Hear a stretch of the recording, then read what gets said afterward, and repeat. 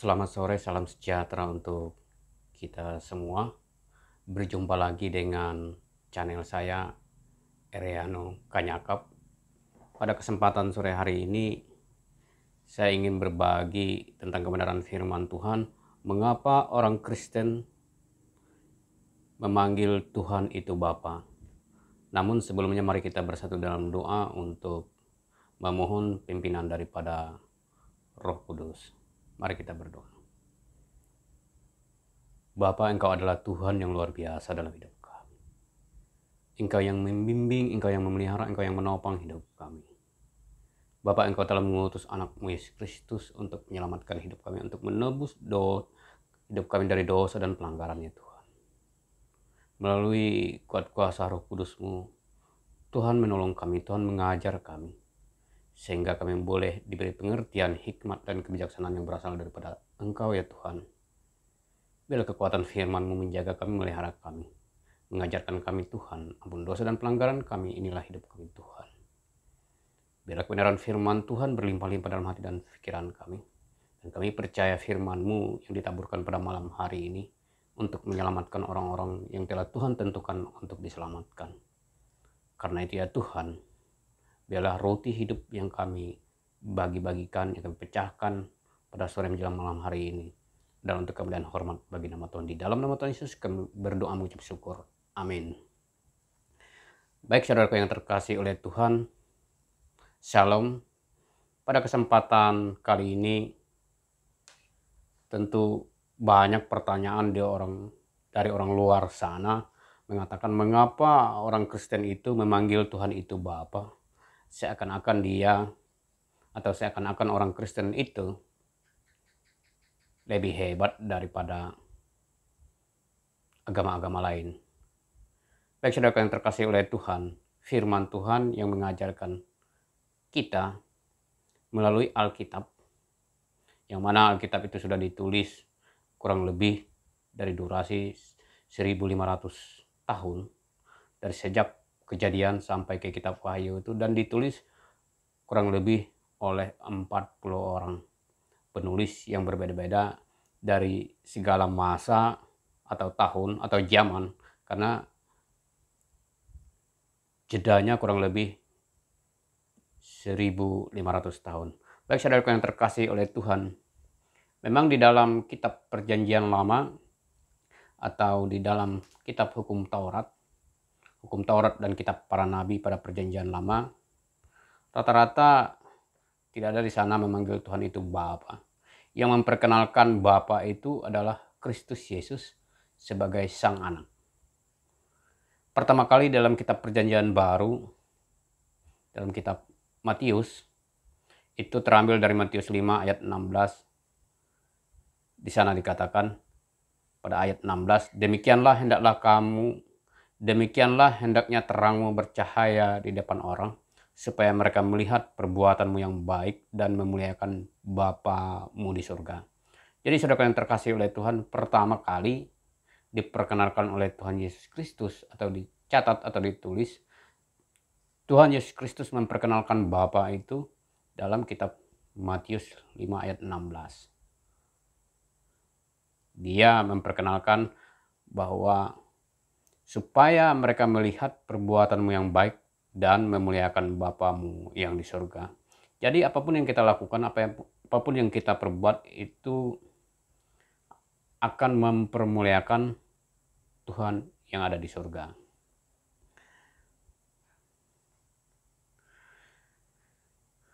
Saudara yang terkasih oleh Tuhan, mengapa pula Tuhannya orang Kristen itu dipanggil Bapa, kemudian ada juga Yesus Kristus, ada juga Roh Kudus. Jadi memang di Alkitab tidak ada ditulis Tritunggal, tetapi jelas di sana dikatakan pada kitab Kejadian, pada Kejadian 1 ayat 16, di sana dikatakan, berfirmanlah Allah, baiklah kita menjadikan manusia menurut gambar dan rupa kita, supaya mereka berkuasa atas ikan-ikan di laut dan burung-burung di udara, dan atas ternak, dan atas seluruh bumi, dan atas segala binatang melata yang merayap di bumi. Jadi di sana dikatakan, baiklah kita menjadikan manusia menurut gambar dan rupa kita. Jadi kita di sini bukan berbentuk tunggal atau hanya Allah Bapa, tetapi di sana dikatakan kita artinya lebih dari satu orang. Jadi kalau menurut catatan Alkitab bahwa kita itu adalah terdiri dari Allah Bapa, Allah Anak, dan Allah Roh Kudus. Jadi ada tiga. Jadi kita itu ada tiga yang hakikatnya sama dengan pribadi yang berbeda. Bapa di sini dikatakan adalah Bapa adalah pencipta langit dan bumi, laut dan segala isinya atau alam semesta, yaitu Tuhan atau Allah atau Yahweh. Dalam kitab contoh, dalam kitab Kejadian 1 ayat 1, di sana dikatakan pada mulanya Allah menciptakan langit dan bumi. Jadi Allah Bapa itu adalah Tuhan itu sendiri. Allah Bapa itu adalah Sang Pencipta. Allah Bapa itu adalah yang menjadikan langit dan bumi. Kemudian selanjutnya adalah Allah Anak. Allah Anak atau putra Bapa. Anak adalah putra dari Bapa Yahweh, yaitu Yesus Kristus atau Sang Firman atau Mesias.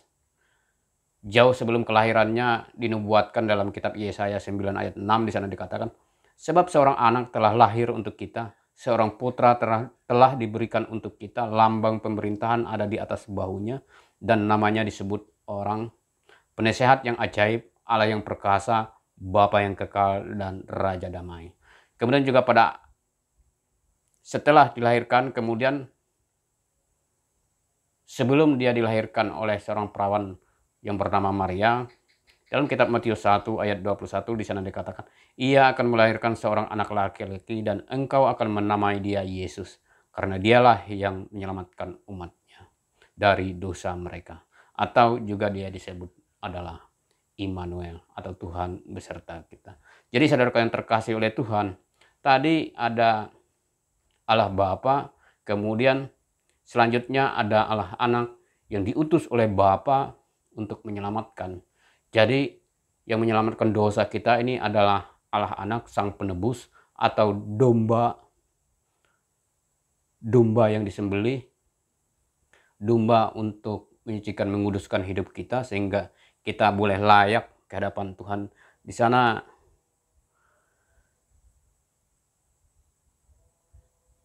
dalam kitab Yohanes ayat 14 dikatakan, akulah jalan kebenaran dan hidup. Ayat 6, kata Yesus kepadanya, akulah jalan kebenaran dan hidup. Tidak ada seorang pun yang datang kepada Bapa kalau tidak melalui aku.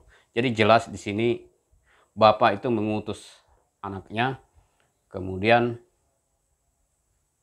anaknya inilah menjadi yang menyelamatkan manusia itu. Jadi kalau orang tidak percaya kepada Allah Anak atau kepada Yesus Kristus atau kepada Sang Firman atau kepada Mesias, maka tidak ada harapan lagi bagi dia untuk bisa masuk surga.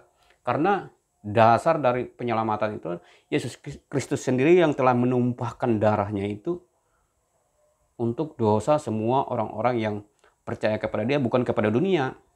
Seperti doa yang disampaikan oleh Tuhan Yesus, bukan kepada dunia dia selamatkan, tetapi orang-orang yang telah ditentukan untuk diselamatkan. Nah, kemudian selanjutnya ketika Tuhan Yesus akan naik ke surga, maka dia mengutus Roh Kudus. Roh Kudus ini adalah Sang Penolong. Kalau di dalam kitab Yohanes 14 di sana dikatakan, kitab Yohanes 14 ayat 26, tetapi penghibur yaitu Roh Kudus yang akan diutus oleh Bapa dalam namaku, dialah yang akan mengajarkan segala sesuatu kepadamu dan akan mengingatkan kamu akan semua yang telah kukatakan kepadamu. Jadi Roh Kudus itu adalah utusan dari Yesus Kristus atau Sang Penghibur yang akan mengajarkan orang-orang untuk bertobat serta menuntun semua orang. Jadi saudara yang terkasih oleh Tuhan, yang pertama memperkenalkan Allah Bapa atau Bapa itu adalah Yesus Kristus. Pun pada saat dia melakukan pelayanan sebelum dia disalibkan, dia mengajarkan rasul-rasulnya.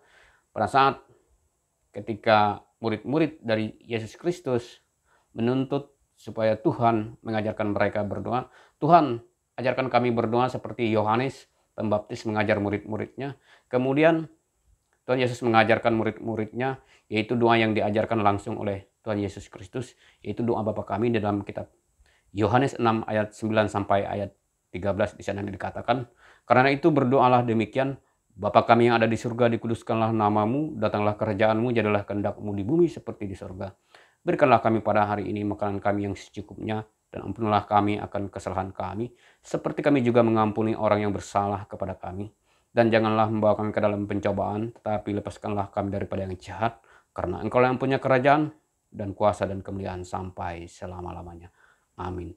Saudara yang terkasih oleh Tuhan, itulah doa yang diajarkan langsung oleh Tuhan Yesus ketika dia masih melakukan pelayanan di bumi sebelum dia mati disalibkan untuk menebus dosa-dosa kita. Pun saudaraku yang terkasih oleh Tuhan, ketika sebelum saya bertobat, doa ini juga yang hanya bisa saya hafal waktu itu ketika saya bernasar atau berjanji, ketika saya bisa pulang dari Sampit pada waktu itu, saya berjanji kepada Tuhan akan menyaksikan kebenaran firman Tuhan dalam hidup saya, karena saya karena saya adalah orang yang tidak pandai berbicara, saudaraku yang terkasih. Tetapi saya adalah orang yang gagap dan gemetar pada saat berbicara. Setelah saya berjanji pada waktu itu sekitar tahun 2000, saya berjanji akan menyaksikan kebenaran firman Tuhan melalui hidup saya. Itu baru terkabulkan tahun 2007. Jadi doa Bapa kami inilah yang hanya bisa saya lakukan. Saya berdoa kepada Tuhan, yaitu doa Bapa kami yang saya hafal. Saya hafal dari sejak saya SMP, saya sudah hafal bahkan sampai SMA. Jadi saudara yang terkasih oleh Tuhan, orang Kristen ketika dia tidak bisa berdoa yang lain, dia bisa berdoa Bapa kami. Dan doa ini adalah doa yang langsung diajarkan oleh Tuhan Yesus Kristus. Kita berkomunikasi langsung dengan Sang Bapa. Jadi saudara yang terkasih oleh Tuhan, Sang Bapa begitu merindukan kita untuk ditolong. Seperti halnya dalam perumpamaan tentang penggarap-penggarap anggur. Jadi dunia ini diistilahkan atau diumpamakan oleh Tuhan Yesus Kristus adalah seperti kebun anggur. Kebun anggur itu adalah diciptakan oleh Sang Bapa atau Sang Pencipta. Dialah yang menciptakan atau membuat kebun anggur dunia ini. Nah, di sana dikatakan dalam Matius 21 ayat 33 sampai 46, atau di dalam Markus 12 ayat 1 sampai ayat ke-12, atau di dalam Lukas 20 ayat 9 sampai ayat yang ke-19. Di sana dikatakan bahwa ketika Tuhan itu membuat sebuah kebun anggur, kemudian dia pergi, dia adalah pengusaha, kemudian dia pergi, kemudian dia menyuruh hamba-hambanya untuk menarik hasil dari kebun itu. Tetapi hamba-hamba itu dipukuli oleh orang-orang yang menjadi penggarap itu. Akhirnya setelah mereka dipukuli, bahkan ada yang dibunuh, akhirnya dia mengirimkanlah anaknya yang kekasih atau ahli waris. Tetapi apa yang terjadi saudara yang terkasih oleh Tuhan, anak dari si pemilik kebun anggur ini pun dipukul, disiksa, bahkan dibunuh oleh penggarap-penggarap itu.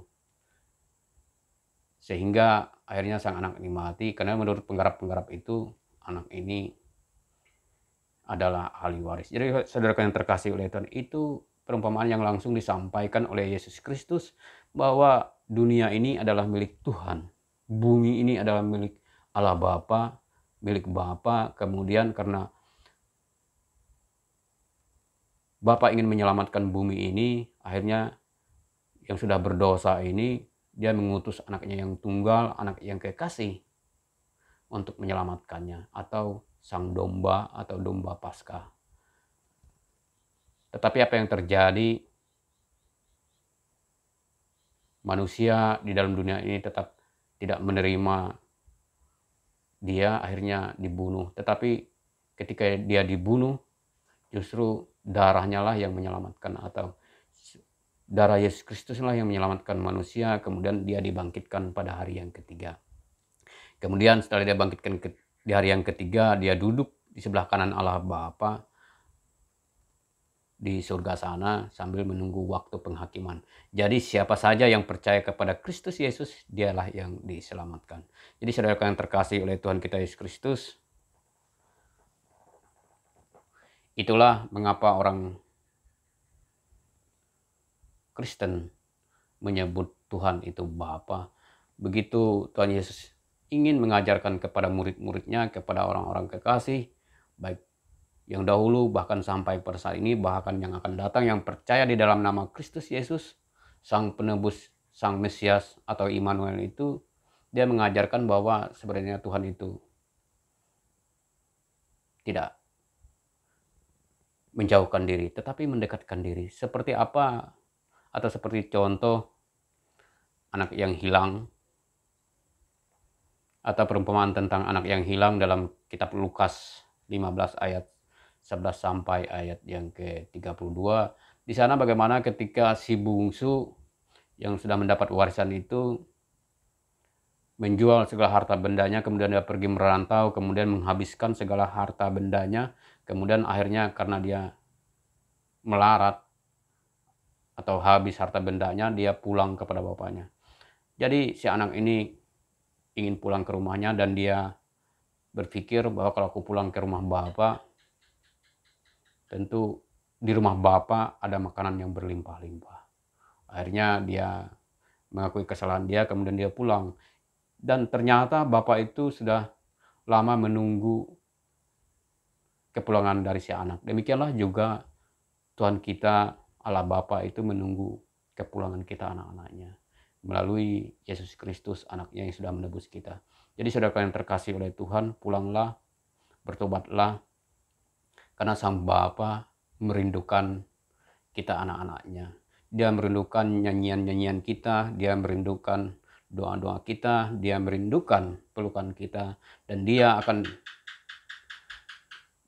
menyambut kita dengan pelukan. Bahkan dia berlari, seperti cerita tersebut, sang bapak ini menjumpai anaknya ketika dia melihat dari jauh, dia berlari untuk menjumpai anaknya, kemudian merangkulnya sebelum anaknya bertobat. Jadi sebelum kita bertobat kepada Tuhan, Tuhan sudah tahu hati kita. Ketika kita ada niat untuk kembali kepada Bapa, dia akan berlari datang untuk merangkul kita, dan dia mengampuni segala dosa dan pelanggaran kita. Jadi saudaraku yang terkasih oleh Tuhan, mari kita melalui Roh Kudus yang dikirim oleh Allah Bapa, yang dikirim oleh Yesus Kristus, agar kita boleh hidup menurut pimpinan daripada Roh Kudus. Sebab dalam Roma 8 ayat 15 di sana dikatakan, sebab kamu tidak menerima roh perbudakan yang membuat kamu menjadi takut lagi, tetapi kamu telah menerima roh yang menjadikan kamu anak Allah. Oleh roh itulah kita berseru, ya Aba, ya Bapa. Jadi saudara yang terkasih oleh Tuhan, Roh Kuduslah yang menuntun kita, Roh Kuduslah yang membimbing kita, Roh Kuduslah yang mengajarkan kita, sehingga Dia mengizinkan bahwa kita adalah anak-anak Allah, dan kita boleh menyebut Sang Bapa itu seperti yang diajarkan oleh Tuhan Yesus Kristus melalui doa yang Dia ajarkan, sehingga kita boleh menyebut Tuhan itu sebagai Sang Bapa. Mari kita menyerahkan hidup kita dalam pimpinan, dalam tuntunan melalui Roh Kudus, melalui Yesus Kristus yang menyelamatkan hidup kita, melalui Roh Kudus yang mengajarkan kita. Roh Kudus itu adalah roh yang lemah lembut yang mengajarkan kita, mengingatkan kita, memberikan hikmat kebijaksanaan kepada kita melalui pengajaran-pengajarannya di dalam Alkitab. Mari baca Alkitab, karena di sanalah Tuhan mengajarkan kita, Tuhan menuntun kita, bahwa Allah Bapa menunggu kita bertobat supaya kita pulang kepada Dia, dan Tuhan begitu kita ada niat untuk pulang, Tuhan akan sambut kita, Tuhan akan rangkul kita sebelum kita mengucapkan pertobatan kita. Tuhan sudah menerima kita, Tuhan sudah mengampuni kita. Tuhan memberkati firman-Nya. Amin. Mari kita berdoa.